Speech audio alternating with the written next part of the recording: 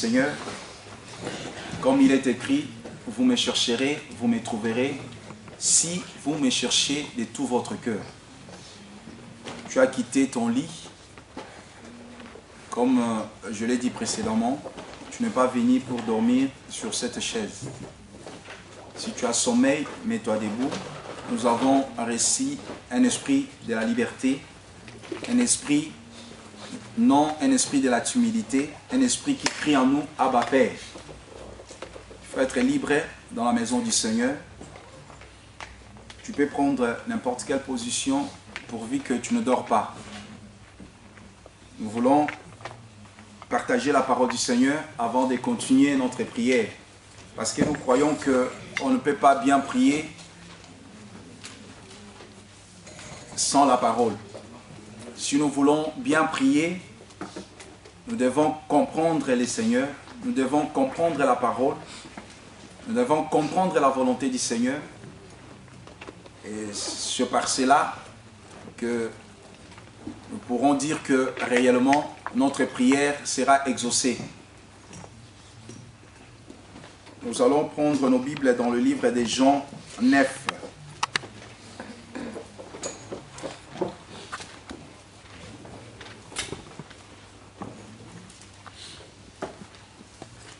Nous sommes dans Jean 9.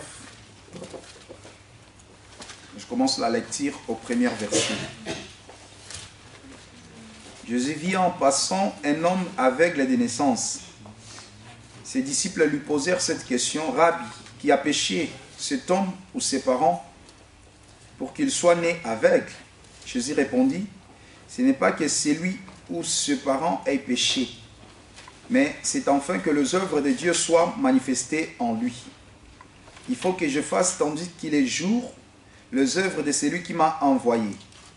La nuit vient où personne ne peut travailler. Pendant que je suis dans le monde, je suis la lumière du monde. Après avoir dit cela, il cracha à terre et fit de la boue avec sa salive. Puis il appliqua cette boue sur les yeux de l'aveugle et lui dit: va et lave-toi au réservoir de Siloé, nom qui signifie envoyé. Il y alla, se lava et s'en retourna, voyant clair.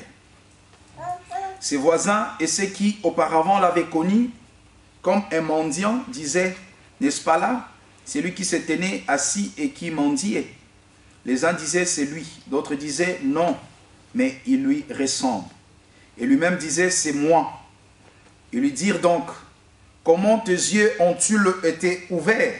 Il répondit: l'homme qu'on appelle Jésus a fait de la boue, a oint mes yeux et m'a dit: va au réservoir de Siloé et lave-toi. J'y suis allé, je me suis lavé et je puis voir. Ils lui dirent: où est cet homme? Il répondit: je ne sais. Ils amenèrent vers les pharisiens, ils menèrent vers le pharisien celui qui avait été aveugle. Or c'était un jour de sabbat que Jésus avait fait de la boue et lui avait ouvert les yeux. De nouveau les pharisiens lui demandèrent comment il avait pu voir. Il leur dit: il a appliqué de la boue sur mes yeux et je me suis lavé et je vois. Sur quoi quelques-uns des pharisiens dirent: cet homme ne vient pas de Dieu car il n'observe pas les sabbats. D'autres dirent: comment un homme pécheur peut-il faire de tels miracles? Il y eut division parmi eux. Ils dirent encore à l'aveugle: toi, que dis-tu de lui sur ce qu'il t'a ouvert les yeux? Il répondit: c'est un prophète. Les Juifs ne crurent point qu'il avait été aveugle et qu'il avait pu voir, jusqu'à ce qu'ils aient fait venir ses parents. Et ils les interrogèrent, disant: et c'est là votre fils que vous dites être né aveugle? Comment donc vois-tu-le maintenant? Ses parents répondirent: nous savons que c'est notre fils et qu'il est né aveugle. Mais comment il voit maintenant? Ou qui lui a ouvert les yeux? C'est ce que nous ne savons. Interrogez-le lui-même. Il a de l'âge. Il parlera de ce qui le concerne. Ses parents dirent cela parce qu'ils craignaient les Juifs, car les Juifs avaient déjà convenu que si quelqu'un reconnaissait Jésus pour le Christ, il serait exclu de la synagogue. C'est pourquoi ses parents dirent: il a de l'âge, interrogez-le lui-même. Les pharisiens appelèrent une seconde fois l'homme qui avait été aveugle et lui dirent, donne gloire à Dieu, nous savons que cet homme est un pécheur. Il répondit, s'il est un pécheur, je ne sais. Je sais une chose, c'est que j'étais aveugle et que maintenant je vois. Amen. Ils lui dirent, qu'as-tu fait? Comment as-tu ouvert les yeux? Il leur répondit, je vous l'ai déjà dit et vous n'avez pas écouté. Pourquoi voulez-vous l'entendre encore? Voulez-vous aussi devenir ses disciples? Ils l'injurièrent et dirent, c'est toi qui es son disciple. Nous sommes disciples de Moïse. Nous savons que Dieu a parlé à Moïse, mais celui-ci, nous ne savons d'où il est. Cet homme leur répondit, il est étonnant que vous ne sachiez d'où il est. Et cependant, il m'a ouvert les yeux. Nous savons que Dieu n'exauce point les pécheurs. Mais si quelqu'un l'honore et fait sa volonté, il l'exauce. Jamais on n'a entendu dire que quelqu'un ait ouvert les yeux d'un aveugle né. Si cet homme ne venait pas de Dieu, il ne pourrait rien faire. Ils lui répondirent, tu es né tout entier dans le péché et tu nous enseignes. Et ils les chassèrent. Jésus apprit qu'ils l'avaient chassé et l'ayant rencontré, il lui dit, crois-tu au Fils de Dieu? Il répondit, et qui est-il, Seigneur, afin que je croie en lui? Tu l'as vu, lui dit Jésus, et c'est lui qui te parle, c'est lui. Et il dit, je crois, Seigneur, et il l'adora. Puis Jésus dit, je suis venu dans ce monde pour un jugement, pour que ceux qui ne voient point voient, et que ceux qui voient deviennent aveugles. Quelques pharisiens qui étaient avec lui, ayant entendu ces paroles, lui dirent, nous aussi sommes-nous aveugles? Jésus leur répondit, si vous étiez aveugles, vous n'auriez pas de péché. Mais maintenant, vous dites, nous voyons. C'est pour cela que votre péché subsiste. Amen. Amen. Que Dieu ajoute bénédiction à la lecture de sa parole. Bien-aimés, nous voulons partager la parole du Seigneur. Ici, il s'agit d'un miracle accompli par le Seigneur Jésus-Christ. Lorsqu'il a quitté le trône de gloire, il est descendu sur la terre, il a pris la chair des hommes, il a marché dans le riz de Jérusalem. Il est celui qui allait de lieu en lieu faisant du bien, guérissant les malades, rendra libres les captifs. Cet homme de Galilée, il a rencontré cet homme. Mais remarquez cette histoire, bien-aimés. La Bible nous fait savoir que Jésus avait vu un homme aveugle. Mais vous allez remarquer une chose. Jésus l'a vu, mais il n'a rien dit et il n'a rien fait.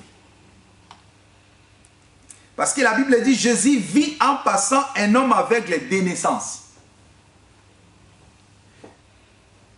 Donc nous constatons, nous remarquons que Jésus avait vu cet homme-là, mais Jésus n'a rien fait. Mais il a fallu que Jésus soit interpellé par les disciples. Pour que Jésus intervienne, il a fallu que le disciple ouvre la bouche et parle.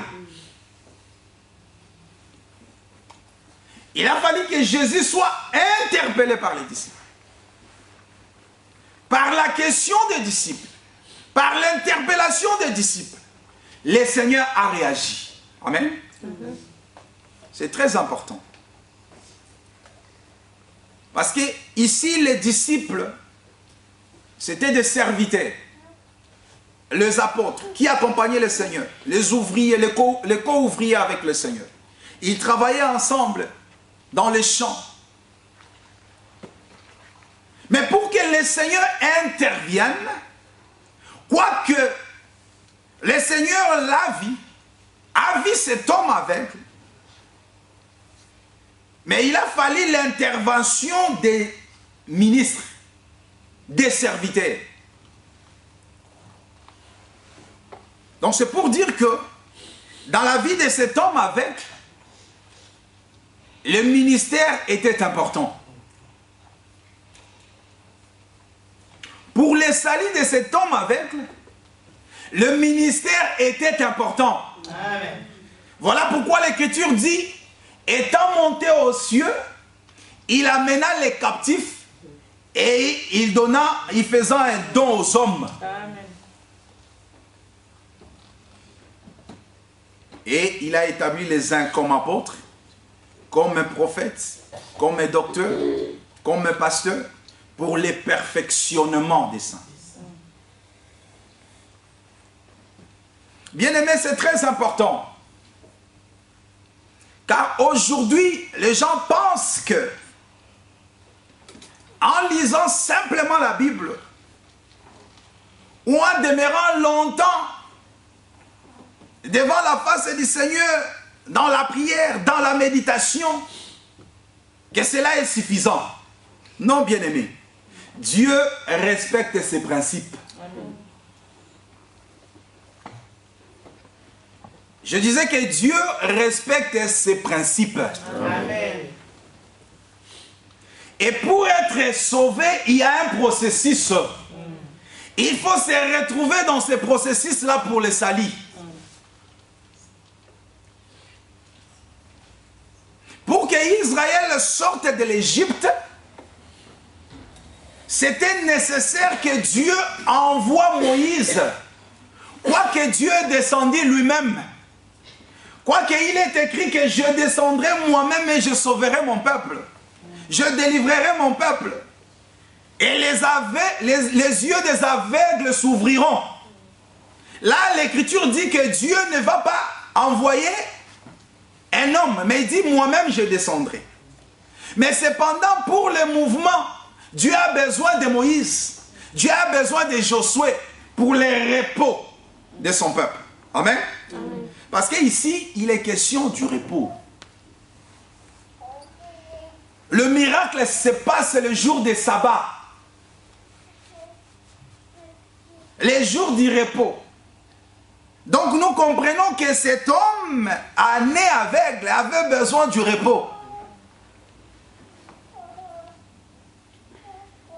Mais cet homme ne pouvait pas avoir le repos parce qu'il y avait quelque chose qui l'empêchait de voir le repos, d'entrer dans le repos.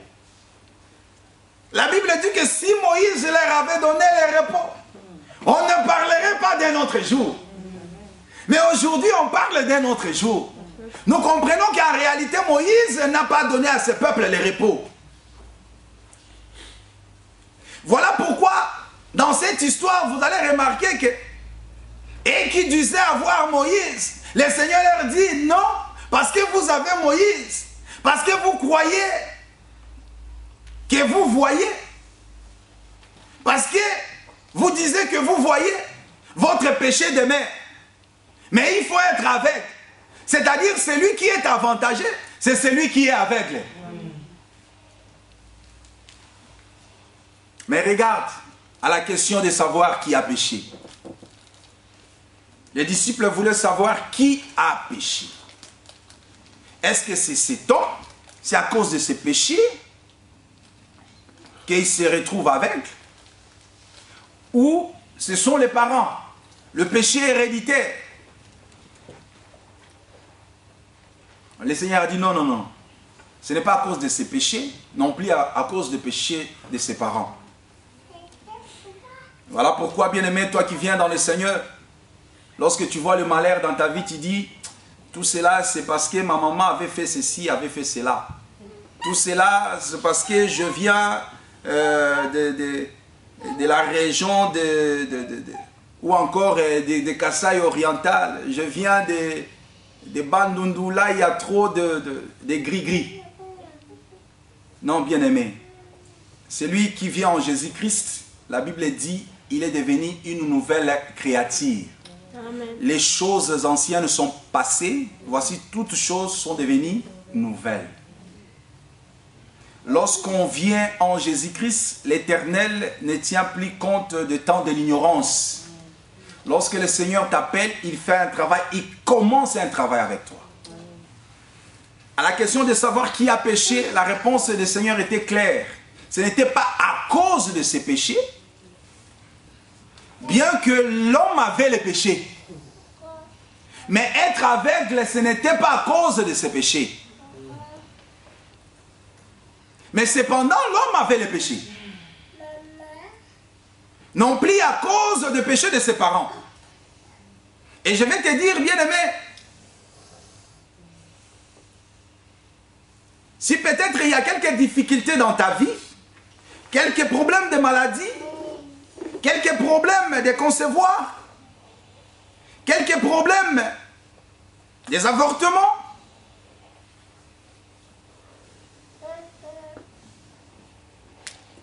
ne dis pas parce que j'avais fait ceci quand j'étais encore dans le monde. Je ne parviens pas à concevoir parce que quand j'étais dans le monde, je me suis méconduit, j'ai avorté à maintes reprises. Non, bien-aimé, c'est pour que les œuvres de l'Éternel soient manifestes dans ta vie. Le Seigneur a dit, c'est pour que les œuvres de l'Éternel soient manifestes dans la vie de cet homme aveugle. C'est pour cela qu'il est né aveugle. C'est pour cela vous le voyez aveugle. Et le Seigneur maintenant, il doit démontrer les œuvres de Dieu. Parce qu'il est le Dieu, lorsqu'il parle, il agit. Amen. Il ne se limite pas seulement à parler. Comme dans le monde d'aujourd'hui, nous voyons de bons discoureurs, de gens qui parlent bien. Mais la pratique, c'est autre chose. Mais notre Seigneur, lorsqu'il parle, il agit. Lorsqu'il promet, il accomplit. Amen. Amen. Le Seigneur dit que les œuvres de Dieu se manifestent. Et le Seigneur commence maintenant à manifester les œuvres de Dieu dans la vie de cet aveugle. Parce qu'il est le même hier, aujourd'hui et pour toujours. Aujourd'hui aussi, si tu crois seulement, bien-aimé. Il suffit de croire seulement. Le Seigneur fera que les œuvres de Dieu se manifestent aussi dans ta vie. Amen.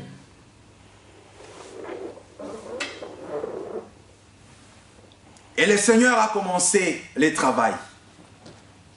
Nous comprenons qu'il s'agit des œuvres de Dieu. Tu sais, un jour, il était devant la foule incrédule, qui ne croyait pas à ce Jésus, qui ne croyait pas à ce qu'il était. Le Seigneur le regarde, tout triste, et dit, Seigneur, vous ne croyez pas à moi, mais croyez quand même aux œuvres. Car les œuvres témoignent de ce que je suis. En réalité, les œuvres de Dieu témoignent Jésus-Christ. Les œuvres de Dieu doivent témoigner Jésus-Christ. Or, les œuvres de Dieu, bien-aimés, c'est la création. Amen. Parce que c'est là où nous avons vu Dieu en œuvre. Lorsqu'on parle des œuvres de Dieu, c'est un travail qui a commencé le premier jour et c'est un travail achevé le 7e jour. Et la Bible dit le 7e jour, Dieu se reposa. Pourquoi Dieu s'est reposé? Parce que le 7e jour, Dieu a sanctifié ce jour-là. C'est quoi sanctifier? Sanctifier veut dire laver et mettre à part. Voilà pourquoi, Église du Seigneur, nous disons que nous sommes sanctifiés. Lorsque tu dis que tu es sanctifié, on doit voir réellement que tu es sanctifié. C'est-à-dire tu es lavé et tu es mis à part. On doit voir la différence. Voilà pourquoi Malachie dit, Malachie 3, 18, vous verrez de nouveau la différence entre ceux qui servent Dieu, entre les justes et les méchants. Amen. Cette différence, ce n'est pas par le moyen de l'argent, le voiture, le maison, comme le prétendent tous ces groupes de prière. Que la différence, c'est-à-dire quand tu es devenu enfant de Dieu, tu dois avoir beaucoup d'argent. la prospérité, parce que l'or et l'argent appartiennent à notre Dieu. Oui, Dieu peut te donner ça. Mais la différence que la Bible mentionne, c'est la sanctification, la crainte du Seigneur. Parce que regarde tous ces disciples-là, Paul, Pierre, Jean, Jacques, ils n'avaient rien financièrement. Voilà pourquoi devant cet homme-là, devant ce paralytique qui demandait le mendiant, qui était assis au devant du temple pour demander, Pierre et Jean regardaient cet homme et disaient, nous n'avons ni or, ni argent. Vous voyez, lorsqu'il parlait de l'or et l'argent, il parlait des billets et euros et les dollars. Il n'avait pas ça. Il dit, nous n'avons ni or ni argent. Mais ce que moi j'ai, Pierre, je te le donne au nom de Jésus-Christ, lève-toi. Ils avaient quelque chose de plus précieux que l'or et l'argent de ce monde. Ils avaient quelque chose que Bill Gates n'a pas. Parce que l'argent, Bill Gates en a. Et il n'a pas fait de prière pour avoir ça. Au contraire, il a régné le Seigneur pour avoir ça. Il a signé le pacte avec le diable peut-être pour avoir ça.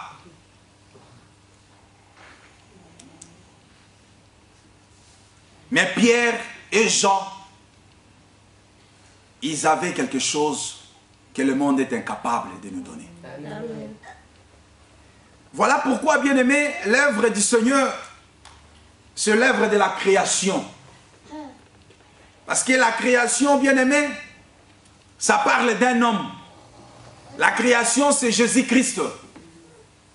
Voilà pourquoi Jésus-Christ devait maintenant se manifester. Lorsqu'on dit qu'il faut que les œuvres de Dieu se manifestent dans la vie de l'aveugle, en d'autres termes, il faut que l'aveugle devienne un livre, une lettre, que tout le monde lira et glorifiera le Seigneur. Amen.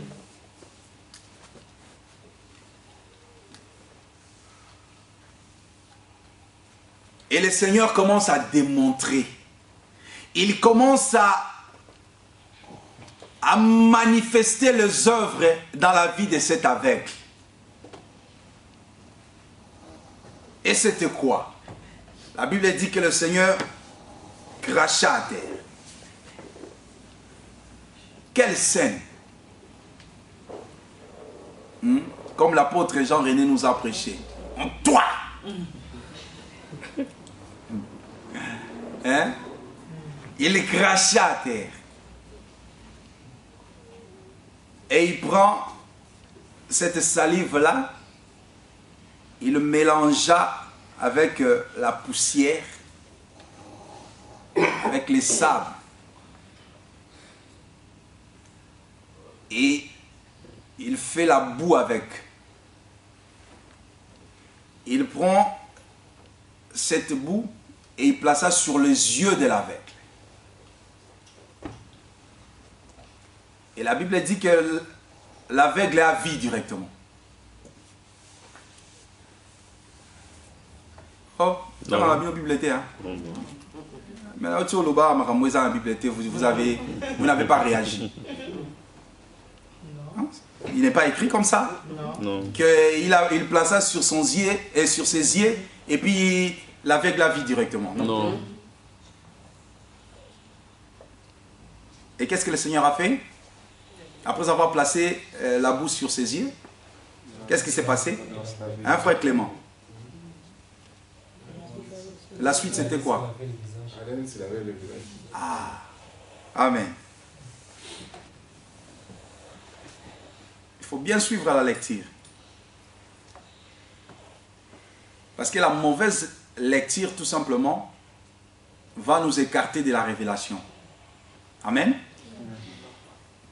Il envoya au réservoir de Siloé. Et là, l'aveugle va se laver le visage et les yeux, il va recouvrir ses yeux. La Bible nous dit que cet homme né aveugle, il n'avait pas péché, et ce n'était pas à cause de ses péchés, ce n'était pas non plus à cause des péchés de ses parents, c'est très important, mais c'était pour que les œuvres de Dieu se manifestent dans la vie de cet homme-là. Et nous avions dit que les œuvres de Dieu parlent de la création. Or, lorsqu'on parle de la création, Jean nous explique la création. Il dit ceci. Il dit, au commencement était la parole était avec Dieu, cette parole était Dieu, la parole était la lumière pour éclairer les hommes. Là, je suis dans Jean 1. Cette parole est venue dans le monde. Il est venu chez les siens ne l'ont point reçu. Cette parole s'est faite chair. Mais cette parole a été rejetée par les siens. Et vous allez remarquer, c'est ce qui s'est passé ici avec cet aveugle-là. Il s'agit ici, nous voyons, il y a deux camps. Il y a un camp de pharisiens qui ont dit que nous avons Moïse, qui ont rejeté Jésus-Christ. Mais cependant, il y a eu un aveugle qui, lui, a accepté Jésus-Christ. Et c'est cet aveugle-là qui a bénéficié de la grâce du Seigneur. Voilà, quiconque croira. C'est quoi? Pourquoi le Seigneur devait cracher à terre? Ça veut dire quoi? Nous avions dit que dans Jean 1, il est écrit, au commencement était la parole, et la parole était avec Dieu, et la parole était Dieu. C'est comme s'il s'agit de deux personnes. Mais en réalité, la conclusion nous montre que cette parole-là, c'est Dieu lui-même.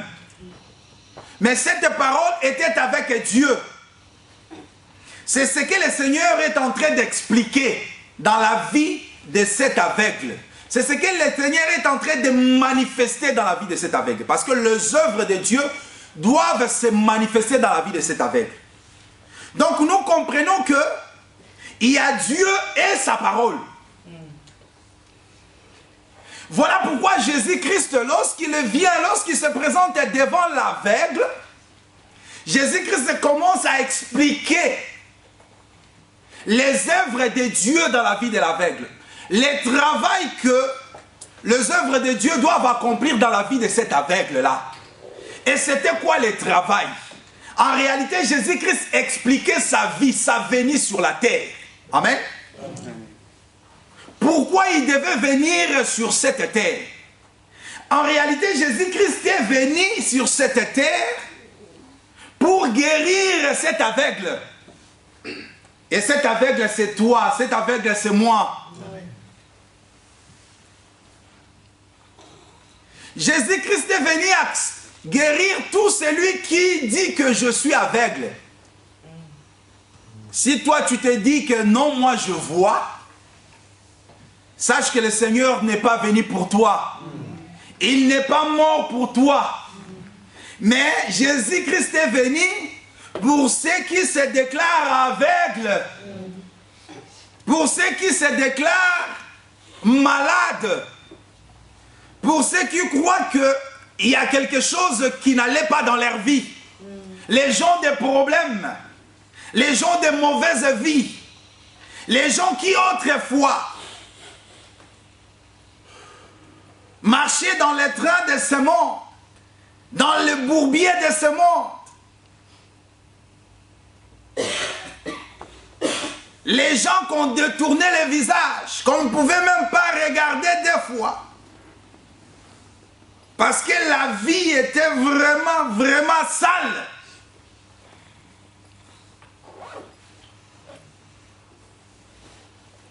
Et le Seigneur est venu pour transformer la vie de ces gens-là.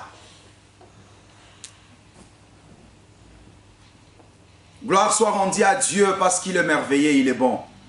Et il est bon pour nous ce soir, bien-aimés. Moi, je crois fermement qu'aujourd'hui, le Seigneur, il va faire quelque chose dans ta vie. Il va achever l'œuvre qu'il a commencée. Amen. Car, bien-aimé, Paul dit, celui qui a commencé avec vous cette bonne œuvre, la rendra parfaite. Bien-aimé, il s'agit d'une œuvre excellente que le Seigneur doit accomplir dans la vie de tout et chacun de nous. Dans quel domaine de ta vie, je ne sais pas. Toi, tu le sais. Mais ce que je sais, c'est que si tu te dis aveugle, tu sortiras de ce lieu guéri. Amen. Amen. Tu vas retrouver tes yeux.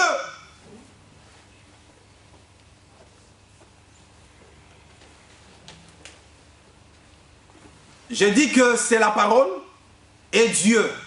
Ça se voit comme si des choses, deux personnes, des éléments. Au commencement était la parole était avec Dieu. En d'autres termes, je dirais au commencement était cet homme-là et sa salive. Amen. Mais en réalité, si nous vérifions dans le monde, par la connaissance humaine, nous allons remarquer que l'homme et sa salive ne fait pas des personnes ou des éléments. Parce qu'en réalité, à travers la salive, par la salive, on a la capacité d'identifier la personne. Parce que la salive, ça permet, c'est comme ton empreinte.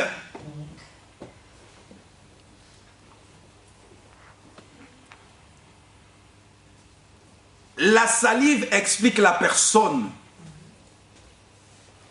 elle-même. Voilà pourquoi on ne peut pas dissocier Jésus et la parole, ou Dieu et la parole. Gloire soit rendue à Dieu. Lorsqu'on a dit que la parole était avec Dieu, on a continué pour nous expliquer que cette parole-là était Dieu. Et nous croyons qu'il n'y avait pas deux personnes ou trois personnes, mais nous croyons qu'il y a un seul Dieu, une seule parole, un seul baptême, un seul esprit,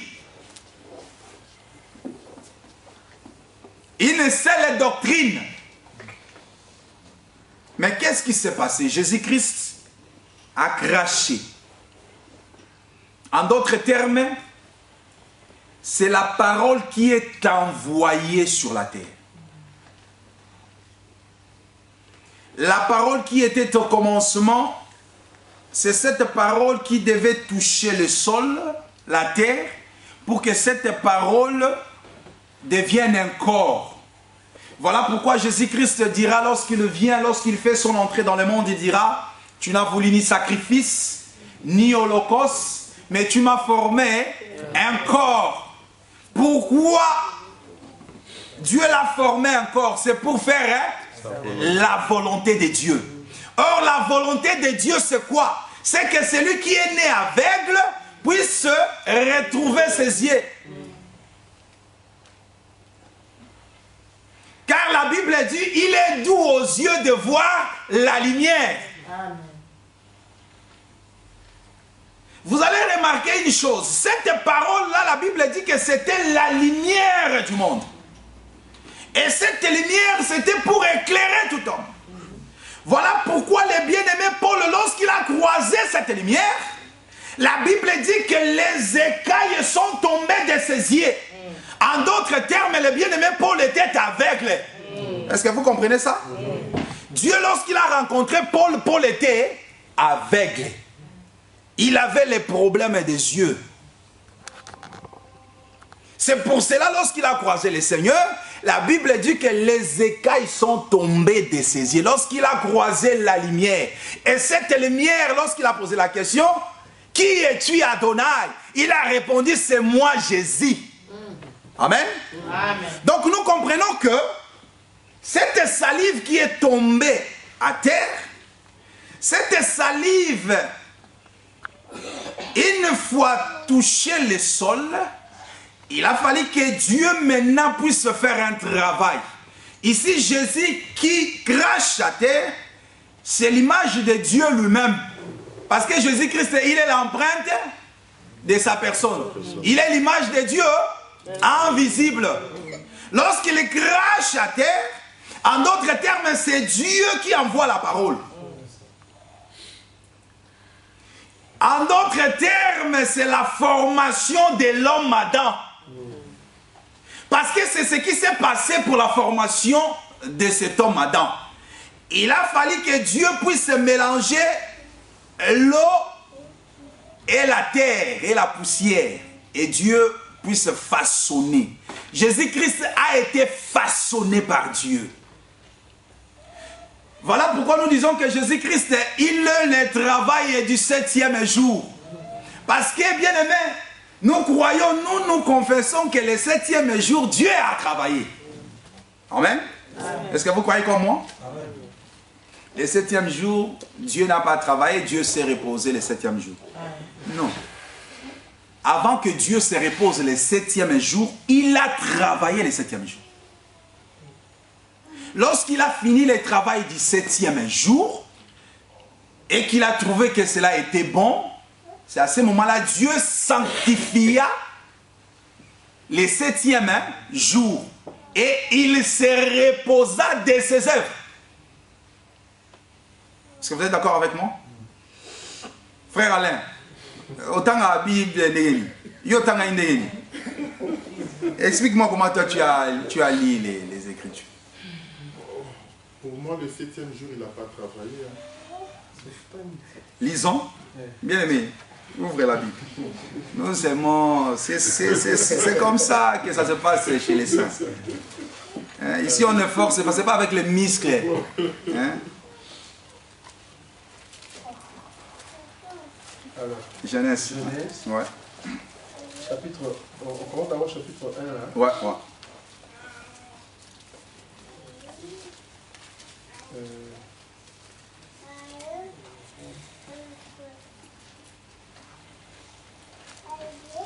Le verset 31. Non, chapitre 2. Oui, chapitre 31. Chapitre, Genèse.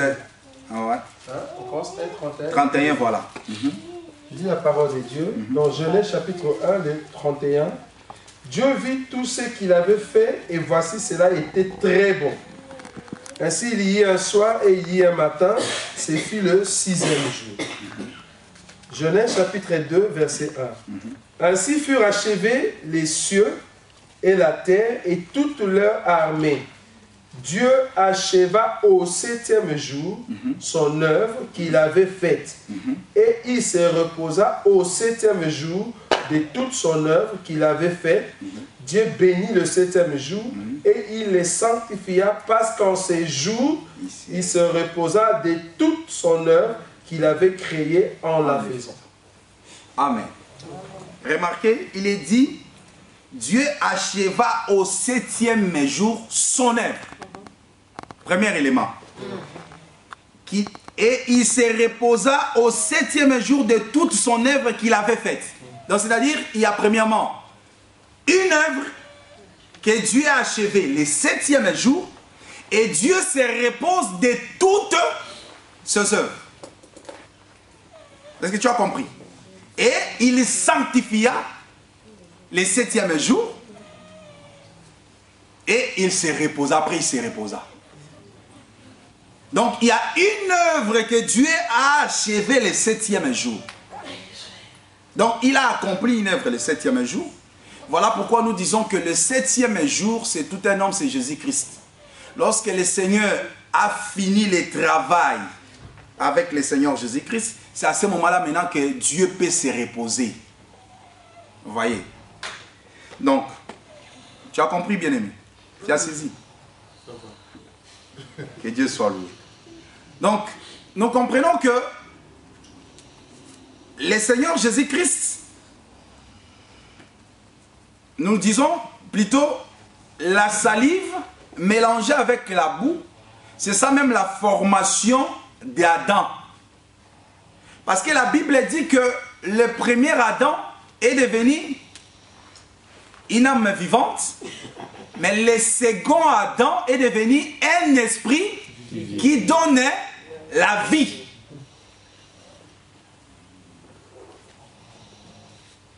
Est-ce que vous saisissez? C'est-à-dire Jésus-Christ, c'est lui le second Adam et le dernier, parce que lorsqu'on parle du second, c'est-à-dire il n'y a plus de troisième. Nous résistons toute confession qui déclare qu'il y a un troisième Adam. C'est diabolique, c'est satanique, c'est terrestre. Nous croyons qu'il n'y a eu que deux Adam. Adam le premier et Adam le dernier. Et la Bible dit qu'Adam le dernier est devenu un esprit vivifiant. Voilà pourquoi Jésus-Christ, comme le dernier Adam, devait donner la vie à cet aveugle-là. La Bible dit que le Seigneur prend la boue. En d'autres termes, le Seigneur Jésus-Christ lui-même, c'est Jésus-Christ Jésus-Christ, c'est la parole qui a été appliquée sur les yeux de cet aveugle-là. Amen. Nous comprenons que pour que cet homme-là puisse voir, il a fallu qu'on puisse se placer sur les yeux de cet aveugle-là, Jésus, la parole, pour que les écailles tombent. Mais remarquez une chose, le Seigneur Jésus-Christ ne travaille pas seul. Dans les champs, il n'est pas seul. Il a des ouvriers. Voilà pourquoi, pour que l'œuvre soit parfaite, il a fallu que cet homme aille dans le réservoir où il y avait de l'eau à l'intérieur. Et ce réservoir s'appelle Siloé, qui veut dire envoyé. Il faut que Jésus-Christ, qui est la parole, lui qui a commencé l'œuvre, lui qui est la guérison, les médecins et les médicaments, les remèdes, puisse que cette œuvre soit parachevée par le ministère. Amen. Est-ce que vous saisissez? Amen. Parce que pour que l'aveugle voie clairement, il faut que l'aveugle aille se laver dans les réservoirs qu'on appelle envoyés. En d'autres termes, il faut que le ministère accomplisse parfaitement l'œuvre. Amen. Que le ministère parachève l'œuvre. Voilà pourquoi Paul a dit, nous sommes ambassadeurs, nous sommes co-ouvriers avec le Seigneur Jésus-Christ. Car le ministère a été donné pour le perfectionnement des saints. Pour que l'Église paraisse sans tache, ni ride, ni quelque chose de semblable. Or, le ministère doit avoir le réserve d'eau. Amen.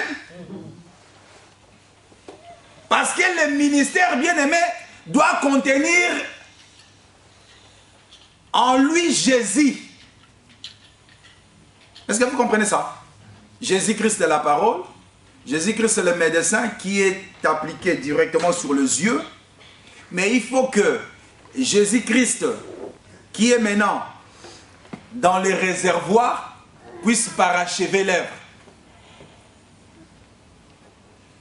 Il y a Jésus, la parole, qui est venu dans le monde pour accomplir la volonté du Seigneur, la guérison qui est donnée. Vous allez remarquer, vous allez comprendre ça avec avec Lazare, remarquez une chose. Pour la résurrection de Lazare, il n'a pas fallu l'intervention d'un homme. Amen. Pour ton salut, il ne faut pas l'intervention d'un homme. Mais pour que tu puisses atteindre la perfection, il faut que le ministère accomplisse son travail. Est-ce que vous me saisissez?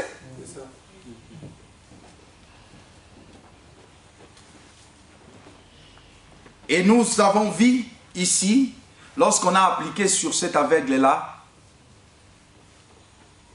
la boue, la Bible dit qu'il est allé se laver et il voyait clair. Et là, il avait déjà de l'âge. Il devait maintenant témoigner qui était Jésus. Il allait maintenant affronter les hommes. Il allait affronter la société, les regards des hommes, les critiques des hommes. C'est très important, bien-aimés. Remarquez ce qui s'est passé. Nous avions expliqué que la salive, là, c'est la parole du Seigneur. En d'autres termes, cette salive, c'est l'onction que Dieu a placée dans son Église. Si vous prenez le livre de 1 Samuel 21, vous allez remarquer ce qui s'est passé avec David, le roi du Seigneur. Lorsque David a été rejeté de l'autre côté en Israël, David a fui. Il est allé à Gad, dans la contrée des gentils, vers les païens. La Bible dit que David a fui Israël, il a quitté Israël, s'est rendu de l'autre côté. Mais regarde ce qui se passe lorsque David se retrouve au milieu des païens. La Bible nous explique que David, arrivé là-bas, il doit premièrement rencontrer un souverain sacrificateur. David, pour faire le travail chez les païens, il faut premièrement, lui qui est roi, puisse devenir aussi sacrificateur. Amen. David va demander le pain. Le sacrificateur lui dit, je n'ai pas de pain ici. Je ne peux pas te donner le pain, David. Désolé, je n'ai pas de pain. Je n'ai que le pain consacré. Le pain réservé aux sacrificateurs. Ah, en bon? Tu as combien de pains? Regarde, il a combien? 5 pains. Pas 6. Comme cela est intéressant. Or, nous savons qu'il y a toujours 12 pains. N'est-ce pas? Les lecteurs de la Bible, vous savez qu'il y avait toujours 12 pains sur la table. Mais là, les sacrificateurs n'avaient que 5 pains. Il dit, je peux te donner, mais seulement à une condition. Garantissez-moi, dis-moi que vous vous êtes préservé des femmes. Ce n'est pas n'importe qui peut manger le pain. Celui qui peut manger le pain béni, c'est seulement celui qui sait préserver des femmes. Ce n'est que celui qui ne sait pas souiller avec les femmes. Lorsqu'on parle des femmes, on parle des enseignements, des mauvais enseignements. On parle de Jézabel, la prostituée et ses enfants. Vous allez remarquer que dans le livre de l'Apocalypse, lorsqu'on parle de 1400, c'était combien le nombre? 144 000 personnes qui n'ont pas adoré la bête. La Bible dit qu'ils ne se sont pas souillés avec les femmes. Voilà pourquoi ils suivent l'agneau. David a dit, moi et mes hommes, nous nous sommes abstenus des femmes. Nous sommes dignes de prendre le pain. En réalité, David, les 5 pains, ce n'était pas pour lui-même. Les 5 pains, c'était pour servir la femme qui est de l'autre côté. Les 5 pains, c'était pour l'aveugle. Là, je suis en train de... Hein? Je suis en train de danser. Lorsque j'ai dit l'aveugle, là, je suis maintenant dans Jean. Hein? Là, il ne s'agit pas de l'aveugle. Dans 1 Samuel. Lorsque je dis aveugle, je parle des gentils. Parce que David était de l'autre côté, là où il y a les gentils. Mais regarde ce que David fait encore. Il prend les 5 pains. Là, nous comprenons que David, maintenant, c'est un roi sacrificateur. Ah, c'est-à-dire les sacerdoces a changé. Maintenant, c'est les sacerdoces selon l'ordre de Melchisedec. Parce que Melchisedec, il était roi, il était aussi sacrificateur. Voilà pourquoi Jésus-Christ devait sortir de David, fils de David. Judas. Qu'est-ce que David a fait? David prend encore l'épée. Très important. Il a dit, est-ce que tu as quelque chose encore pour moi? Il dit oui. J'ai l'épée. Quel type d'épée? L'épée qui a terrassé Goliath. Non, l'épée de Goliath. L'épée de Goliath. Ouais. C'est le même épée. C'est ça qui a coupé la tête de Goliath. C'est qui a terrassé Goliath. Non, parce que Goliath a été tué par la pierre. Oui, mais après, c'est l'épée qui a coupé la tête. On a coupé la tête. Donc, deuxième élément, il y avait l'épée. Donc, lorsqu'il va de l'autre côté, il amène l'œuvre de Golgotha. Parce que lorsqu'on parle de cette bataille, ça parle de l'œuvre de Golgotha. Et comment il se révèle chez les païens, chez les nations? La Bible dit que David, lorsqu'il se présenta là-bas, il se présenta comme un homme fou, avec la salive qui coulait sur la barbe. La salive. Il y avait la salive qui coulait. Et le roi dit non. Le roi qui se dit, mais pourquoi vous, est-ce que je n'ai pas de fou dans mon pays pour que vous m'apportez un autre fou? Le roi a rejeté. Il a dit, ces fous n'entreraient pas dans ma maison. Voilà pourquoi je te dis aujourd'hui, si toi tu acceptes que ces fous de David entrent dans ta maison, ta vie sera transformée. Si tu acceptes ce soir de faire entrer les fous de David, tu acceptes sa salive, comme l'apôtre nous a enseigné, qu'il n'y a que la femme qui peut aimer la salive de son mari. Même si le mari n'avait pas brossé les dents, pendant des jours et des jours. Mais pour la femme, cette salive, c'est le signe de l'amour.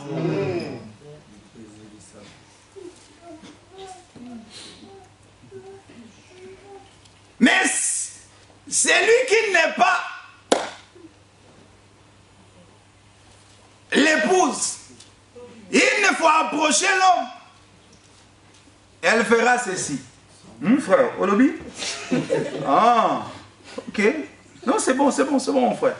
Prochainement. Et la femme dira, j'accepte cette salive. La salive devait couler.